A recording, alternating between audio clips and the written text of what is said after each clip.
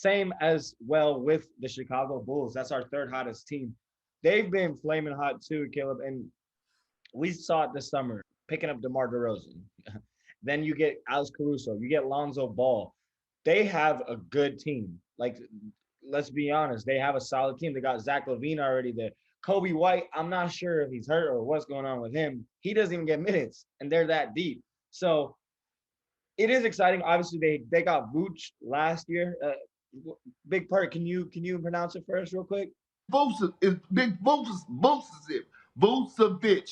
But yeah, you got Nikola Vucevic there. You got Zach LaVine. You got DeRozan. You got Lonzo. You got a lot of star power. Can this keep up, Caleb? Is Chicago going to be that surprising team in the East that's going to finish in the top 4 seed and is going to make a playoff run, or are we going to start to seeing those drop off levels where it's like you have a lot of good guys, but how many of those players are truly winning players? You know, you got DeMar DeRozan's history, you got Zach LaVine that hasn't won, you got Vucevic that hasn't won. There's a lot of question marks with that team. Do you see those same question marks? Where are you on the Chicago Bulls? I think I'm higher than most. I think a lot of people were like, oh, their spacing is going to suck. But I never understood that argument, to be honest with you.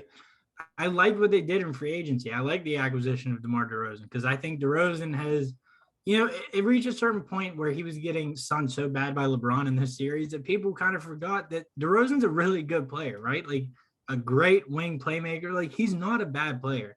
He doesn't shoot, right? He stays true to his game, which is just mid-range stuff. That's fine. Like my thing is if a player is elite at a certain thing, don't try to push him away from that to fit like a certain mold of the NBA. Try to build with it. You know what I mean? LaVine looks great. Vucevic, look, I watched a lot of Orlando Magic games over the years for no particular reason other than I used to go to Orlando like once a year. I liked him in Orlando. He was good, and I kind of wanted the Celtics to get in on it, but the Celtics were in a tricky situation, so Chicago lands him.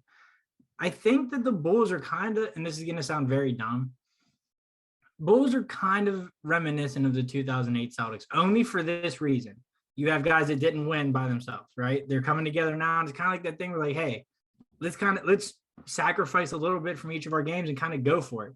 Lonzo coming in, Lonzo was made fun of so bad because of his dad for no real reason, because he's a good basketball player. Now Lonzo goes there, has a triple-double the other night. They look good.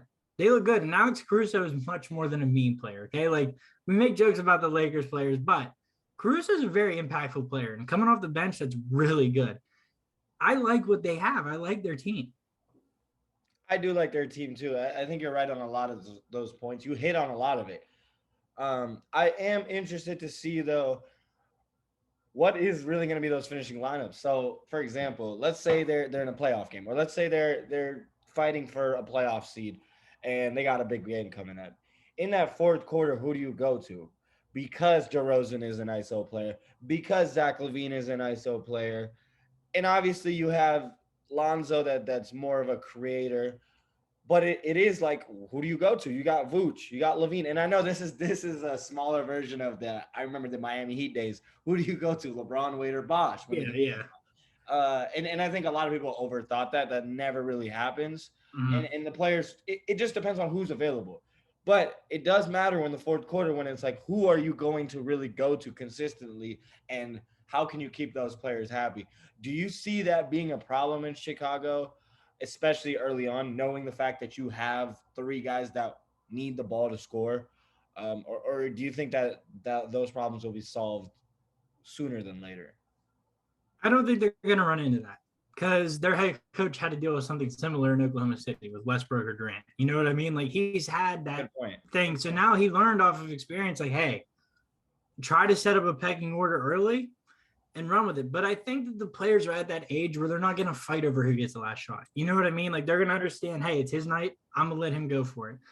Similarly, Celtics, right? First game of the year for the Celtics, Jason Tatum takes the last shot in a game where Jaylen Brown has 45 and counting.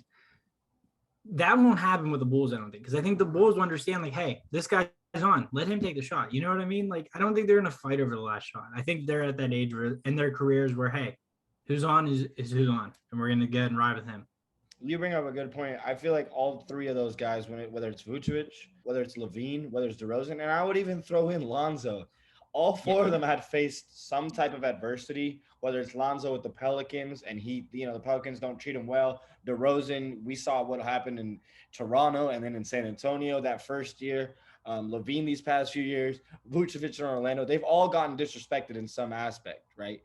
So I will say that is going to be a good point. I do think we're going to see them all kind of take that step down and be like, you know what, I'm going to let the next person step up. And Chicago has yet to disappoint me this year. They're 3-0. They're on fire.